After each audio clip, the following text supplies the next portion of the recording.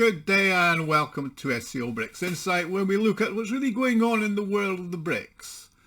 Now, today, as someone who's British but living in Central Asia and takes a keen interest in what's going on in the UK, I really do have to comment on the ridiculous spat that's going on in the UK over the situation in the Ukraine. Plus, all the nonsense that's being talked by politicians who think their electorate are complete idiots. Well, maybe they are, because they do keep voting for the same people again and again. This is a disgusting ahistorical nonsense and more Kremlin propaganda, said former British Prime Minister Boris Johnson. Now, if you think he was attacking the TV channel Russia Today or responding to something that Vladimir Putin said, then you're sadly mistaken.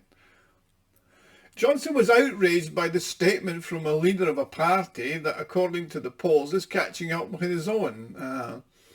Now, Britain goes to the polls in just over a week on July the 4th, and the main intrigue is not who will win, but how badly the current Conservative government will be beaten.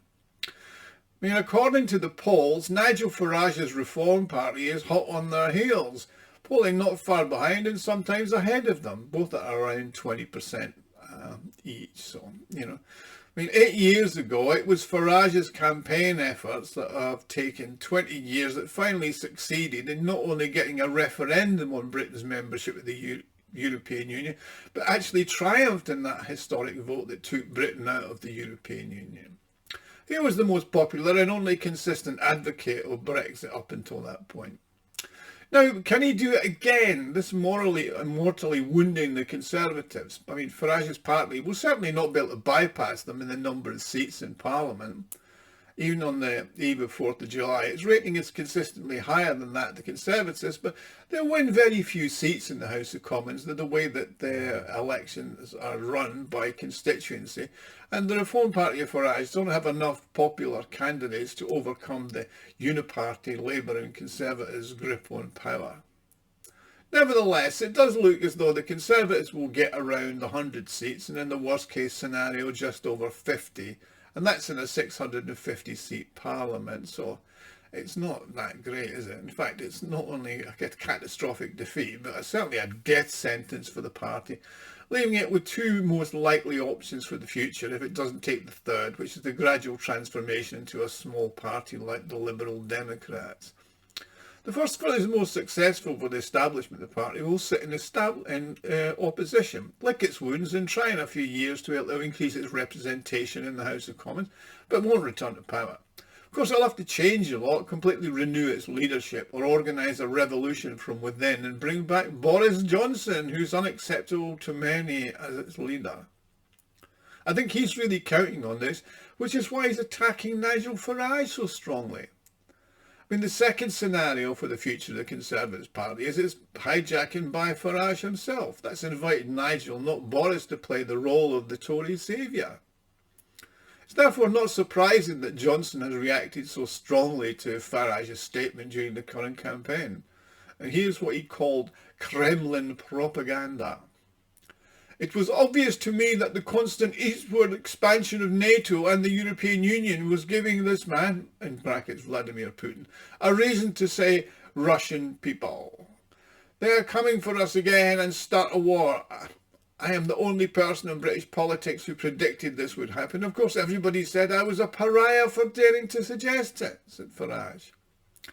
In an interview with the BBC, Farage has now commented on this statement he made back in 2014, that the eastward expansion of NATO and the European Union was actually to blame for the start of the conflict in Ukraine. We stupidly provoked this war. He used what we did as an excuse, Farage said. For this, he immediately drew fire from the British elite and the lapdog media. In addition, both Conservatives and Labour members, both Prime Minister Sunak and the Home Secretary James, cleverly not so well named, attacked Farage. He repeats Putin's vile justification for the brutal invasion of the Ukraine, and the Shadow Defence Secretary, the Labour member John Healey, who called Farage an apologist for Putin. How they all seem to forget that the Minsk agreements and how Angela Merkel admitted that they were the front for arming and equipping the Ukraine to eventually invade the Donbass. see this headlines there. But of course, it was Boris Johnson who was the most controversial because he was Prime Minister in 2022 when the special military operation happened. No one provoked Putin. Nobody poked the bear with a stick. In 1991, the people of Ukraine voted overwhelmingly to become a sovereign, independent country at the end of the Soviet Union. They have every right to apply for membership of both NATO and the EU. There's only one person responsible for Russian aggression against Ukraine both in 2014 and 2022, and that's Putin. Attempts to spread the blame are morally disgusting and repeat Putin's lies, that says Johson. Now, he seems to forget that the coup organised by the CIA and the tape recording of Victoria affect the EU Newland. So I don't think cleats should go into the government. I don't think it's necessary. I don't think it's a good idea. When I talked to Jeff Feltman this morning, he had a new name for the UN guy, Robert Seri. So that would be great, I think, to help glue this thing and have the UN help glue it. And, you know, the EU. Now, it's also strange that Farage also suggests that we reduce our support for Ukraine now, when clearly the solution to the conflict is actually clear, says Johson. Ukrainians must win and repel Putin's invasion as they can and will do it. Now, that comment by Johson just illustrates what a deluded idiot he is.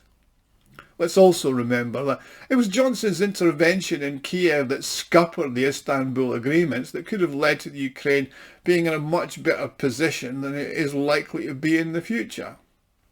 Yeah, Farage also suggests that the West negotiates with Russia and declares that the war is at a complete impasse, and he gets scolded for that. But again, where do these British politicians get their information from? Probably the Western media, believing that the reality is that the Ukraine's being beaten worse than a red-haired stepchild in an orphanage, and it's running out of men and armaments and equipment despite the best efforts of the US and NATO to keep supplying them. I mean, Russia's systematically destroying everything in their path in their slow but successful grind forward. But why does he keep talking about it? Well, he feels that, as they say, with the voters, in other words. Farage is using the Ukraine issue to score points in the election campaign. By criticising those in power, he criticised the Conservatives and thereby hopes to reduce the number of their votes and appeal to their voters. I mean, it appears that despite the wall-to-wall coverage of Zelensky is the new Churchill, Putin is the new Hitler, Russia wants to take over Europe propaganda of the Western media, the voting public don't actually believe it and want an end to it. In the UK and across Europe, they've all felt the disaster effects of the sanctions that were imposed on Russia that have caused unaffordable energy prices, high inflation, rising food prices and a drop in their standard of living. And for what? I mean, Ukraine is not an EU member or even a NATO member. And what are they doing on Russia's borders? I mean, UK elections could cause Britain's support to falter, says the headline here. I mean, a surge of right-wing populist party reform at the election could mean anti-Ukraine positions become mainstream. Now, incidentally, his friend Donald Trump, Farage's friend Donald Trump that is behaving in exactly the same way and for exactly the same pre-election reasons. The former and most likely future president recently attacked Biden for his policy towards Russia. Russia did not go into the Ukraine as soon as I left the White House. They were lining up at the borders, and I thought Putin was doing that for the purpose of negotiations, said Biden said the opposite of what he should have said. And one of the mistakes will be what he said is Ukraine will be in NATO. When I listened to him, he said, this guy's going to start a war. So Trump.